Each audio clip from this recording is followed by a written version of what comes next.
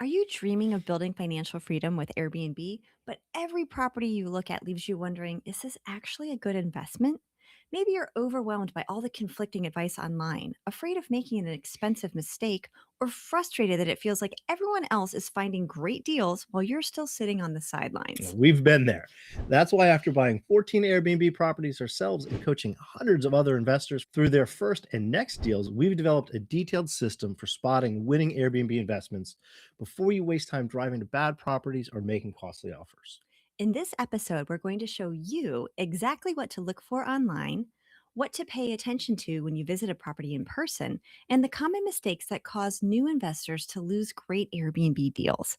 By the end, you'll know how to evaluate listings with confidence so you can find properties with stronger cash flow and get one step closer to the financial freedom you're after. Let's jump in. About a week ago, we had a new coaching client reach out. She was selling a few of her long term rentals and wanted our help as she transitioned into short term rentals. As we talked her through the process, we realized that sharing our system for identifying winning Airbnbs would be really helpful for our listeners. So here we go. We figured out looking at our system that there are 9 things to look for in listings before you go and see them. And this saves a lot of wasted time and frustration of driving to places, getting your hopes up, and then being crushed. So, number one, look for interesting architecture. A-frames, slanted roofs, a log exterior, really anything that makes the house visually appealing and different from most homes. Because remember, guests want to rent what they don't have at home. And also remember, you can't build a view. A property with a killer view beats a downtown farmhouse every single time. It's also a moat. People can copy your exterior, your interior design, all these different things, even your listing description. But if you have a view and they don't, that is something they just cannot copy and it protects your investment. Next, we'd say zoom in on the photos and look for air conditioning vents for central air, especially in cabins. This isn't really a deal breaker if they're not there, but installing ductwork and central heat and air will cost $15,000 to install. But it does add resale value and increase booking rates. Third, also look for carpet. It's much harder to keep carpet clean than an LVP floor, and it means you can't really be pet friendly. This is a disadvantage as pet owners are a huge addressable market. 50% of Airbnb guests are looking to book a pet friendly space. So if you can be pet friendly, it's a huge win. Absolutely. Also, look for large lawns. While they're great for your personal residence, in a short term rental, that means you're going to have to pay somebody to mow and schedule that person around guest bookings. Not the end of the world, but something to think about. We have our lawns mowed like every 2 weeks, and it costs $50 to $100 a pop. That adds up to, $100 to $300 per month in additional expense. And we've also had the guests that reach out that are like, the grass is too high. Or I showed up and someone was mowing the lawn and it was so inconvenient and disrupted my toddler's nap. So grass is good at your own home. My favorite properties have zero lawn maintenance whatsoever because it's all just side of mountain. Number five, look for existing amenities in the listing. Look for things like fireplaces, decks, screen porches, docks, saunas, views, and fire pits. Also, it's really smart to check the listing wording to see if the property is already an Airbnb. A property that is a current short term rental may already be furnished, and that could save you significant time and expense. The current owner probably would prefer to include all that furniture and art rather than go to the trouble of moving them out. Number six, look for opportunities to repurpose existing spaces, which is my favorite thing to do. If you see a garage, well, in a long term rental, someone's going to put their car there. In a short term rental, that could be a game room. If there's a shed, that could be a mini pub, or we just saw a mini movie theater in That an was cool. outdoor shed, which was super cool. Another person converted a shed into a sauna. So there's a lot of really fun things you can do with things that are from long-term spaces that are converting to short-term spaces, extra spaces. And actually, we had a coaching client who just turned a huge walk-in closet in a home, which is absolutely not needed by an Airbnb guest. She's like, what do I do with this huge space? She turned it into a sauna spa room, and it's now an amenity off the master that you can walk in, and there's eucalyptus hanging, and it's all fancy, like a little fabulous mini spa. You don't always have that at home. No, not so much. Finally, look at Google Maps again before you go to this listing. And what you're looking for is for two things. One, proximity to good things. Are you close to hiking trails, parks, rivers, wineries, music venues? And number two, You don't really want to be close to bad things. These are things like landfills, prisons, noisy highways, paper mills, or being right on top of your neighbors. Yeah. We like to say that proximity to amenities is in and of itself an amenity. So, number 8, you'll also want to see what cities or large towns are within 2 to 3 hours of the listing. This can really be a deciding factor. If one listing is near 4 major economic hubs and another is near, say, only one city, it's a no-brainer to go with the listing that has 3 times more potential guests to visit the area. And number 9, another thing to check before you visit a potential listing is the short-term rental regulations in that county and state. And I know you hear that word regulation and you're like, womp womp. Regulation is not always a bad thing. In fact, having a hospitality tax means the county knows that there are Mm. Airbnbs and they want a portion of that income. And while you have to pay that, it means that they're not likely to ban Airbnbs because that means they would lose an income stream for the county. So this is another comparison data point. If you're looking at properties in a variety of states and counties, comparing the percentage of tax and any other stipulations may make it very apparent the best place to invest. In Virginia, we pay a 5% state occupancy tax and then an additional 5 to 10% county occupancy tax. And while those taxes sound high, at least they're not like Washington, D.C., where you have to live in the property. I believe New York City is the same way. Mhm. You must live in the physical property that you're renting out. So there's a wide variety of possibility. And it's great that Airbnb takes care of remitting the taxes, but you do need to really bake that into your investing ideas. Okay, now what to do when you go see the listings that you've identified. Go visit a few listings that you've poured over and evaluated online using the system we just talked about. There's nothing like seeing a property in person, getting your boots on the ground, so to speak, so you can get a real sense of how it feels, the neighborhood, the location, and the surroundings. So, pro tip on your way to go see the listing, keep an eye out for signs for orchards and wineries, breweries, farmers markets, and take photos or jot them down. These are additional areas of activities that you and your guests can enjoy. So many people miss this opportunity and intel that really plays into the success of an Airbnb. I always suggest guests stop at this Amish shop for baked goods, local milk and eggs, and to enjoy their petting zoo. And yes, I stop often and they have these little mini pigs that I love to feed marshmallows to. I really feel like staying at an Airbnb should help you feel like a local.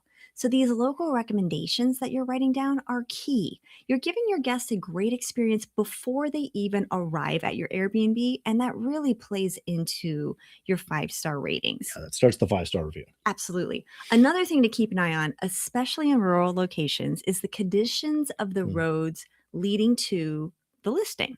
Rough roads that require, two-wheel or four-wheel drive are not a deal killer if it's an amazing property with an amazing view, but they're definitely something to consider. Think about it. Can a couple from a city in a small electric vehicle get there easily?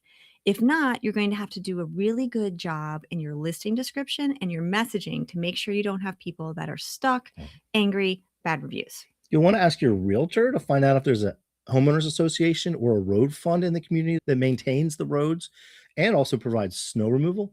If not, you're going to need to know that you're going to be responsible for that road maintenance and plowing. We just put $10,000 into a road we have 2 cabins on. It's worth it, but if you're just getting started out, that could kill your cash flow. Absolutely. We don't want to scare you. Just go in eyes wide open. Most rural communities do have someone that does the road maintenance that you chip in on and does the snow removal. If not, there are people that would love to make a little extra money helping you out. All right, now let's talk about what to look for when you actually arrive at the listing. Number one, at least for me, is natural light. Spaces with big windows and skylights always photograph well. You can always put in a showstopper light fixture in the living room with tons of bulbs to brighten up a dark space. My record is a light fixture with 22 bulbs. In that situation, make sure to buy LED bulbs. They're more expensive, but your housekeeper is not going to have to replace 22 of them. And make sure you install a dimmer switch so that bright light, which is important for photos and late night, doesn't just blind your guests when they're trying to relax. Also, look for items you can keep. Again, many vacation rental homes are sold with their furniture. It's a great way to save money on decor. And if you hate everything in the house, just make sure that your purchase agreement includes the seller removing that furniture. We spent weeks hauling furniture down twisty mountain roads, and it definitely impacted our launch timeline. Especially because I grew up where you don't waste anything, so I refuse to throw things away. So we have to find neighbors that want things. We take things to shelters. We take things to Goodwill. It's not just to like take it to the dump Had the free situation. yard sale. Yeah, we had a free yard sale that made us really popular with our neighbors. So that was a good thing. Also, look out for funky smells. Sometimes a place is just musty and an ozone generator can fix it. Sometimes the smell can lead to a bigger issue like leaks or septic issues. Also, look for dead trees. We've just had two dead trees fall through one of our cabins and several more in a different cabin. Looking at any trees close to the house is also wise. Absolutely. And pro tip during this whole process of walking through the listing, have a notepad or notes open on your phone to record your initial impressions, the pros, the cons, the amenities, questions you have for each place. This is going to help you remember accurately and really helps when you're comparing multiple properties, especially if you're seeing more than one listing on the same day, because it's an emotional thing and you're excited and it's wonderful and a little bit overwhelming, and so when you get back, you're like, "Wait, was that the place It with gets the" confusing. Yeah, so just having it all recorded helps you make really good decisions and save you time. Speaking of emotions, we need to talk about dollars and cents versus emotions in this whole purchase process for your Airbnb. Everybody wants an Airbnb that generates maximum returns. But unlike multifamily investing, like purchasing a 100 apartment building, there is an emotional element to Airbnb investing that's important. It's not just an exercise in numbers. I'm not saying to fall in love with a place and just buy it. Instead, make sure your property pencils. If you're curious what that means, we have a free underwriting worksheet for you to use. Just click on the link below. Simply put, underwriting is understanding income and expenses of a specific property and comparing that to its projected income. So we're basically creating a P&L for the property. If you don't know what a P&L is, it's a profit and loss statement. Living with Cullen, I have learned these things. We're going to start with finding average daily rates on something like AirDNA and using the worksheet to approximate your occupancy at different levels, like 50, 70, and 90%. And from there, we're going to want to detail each of the expenses. So your mortgage with principal, interest, and tax, your homeowner's fee or that road fund fee, any cleaning fees. We keep a line item for minor repairs and improvements, your insurance, electricity, internet, water, septic, gas, landscaping, and cleaning supplies. So those are the expenses that get taken off of the income at those various levels of occupancy to really show you what's going to net out in terms of a net income and cash on cash returns. So take a look at that worksheet and let us know if you have any questions. So when you find a new property that pencils, think about how that makes you feel. Are you excited about how it feels inside? How guests will enjoy the space and the donut shop around the corner? That is the kind of vibe that lets you know you've found a winning Airbnb. If you're like, yeah, it's okay, keep looking for a property that really excites you. Let's talk a little bit about what not to do when you finally find that property that you love and that pencils. When you find this winning listing, remember you're not buying your primary home and don't dicker about the price.